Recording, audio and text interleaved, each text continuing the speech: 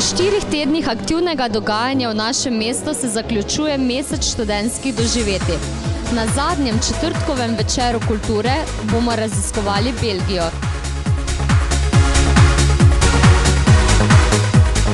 Torej danes se na nek način zaključuje celoten mesec študentskih doživetij, kot smo ga ponovali na študentski organizaciji. Zaključili ga bomo z zadnjim večerom četrtkovih večerov kulture, sklop mednarodni večeri, predstavili bomo državo Belgijo. Kar pa se je vse skupaj dogajalo, bo pa na nek način tudi ponazorilo na koncu z velikim žrebanjem za nagradno igro. Ali menite, da je ta četrtkova predstavitev marsikaterega študenta spodbudila za Erasmus izmenjavo?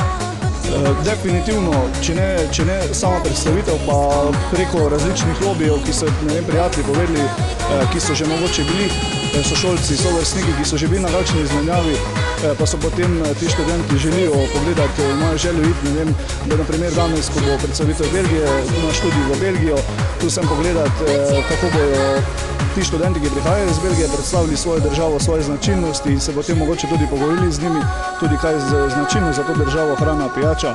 In vemo pa, da v zadnjih letih ta stopnja, koliko študentov odhaja v tujino, vedno znova in znova narašča. Kako pa ste zadovoljni z odzivom študentov? Zdaj lahko rečemo, glede na to, da kot smo spremljali posamezne projekte, da je bila sama udeležba zelo visoka. Dodatno je pripomoglo še tudi to, da sodelujejo vsi ti študenti v neki nagradni igri. Poleg tega, da ima celotna zgodba neko rdečo nit, da vejo, da se povezuje, da ne gre za neke različne projekte. In tudi udeležba na posameznih projektih, tudi tisti, ki smo si jih na nek način na novo izmislili, dali študentom nekaj novega, je bila kar uspešna. Sedaj prihajajo toplejši dnevi, mogoče načrtujete še kakšne dodatne projekte za mariborske študente?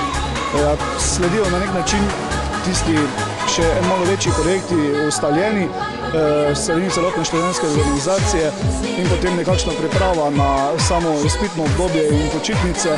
Tako bo že maja izpeljani Lampiončki, velika zabava, na katero verjamem, da skoraj vsi študenti v Mariboru zelo nestrpno čakajo.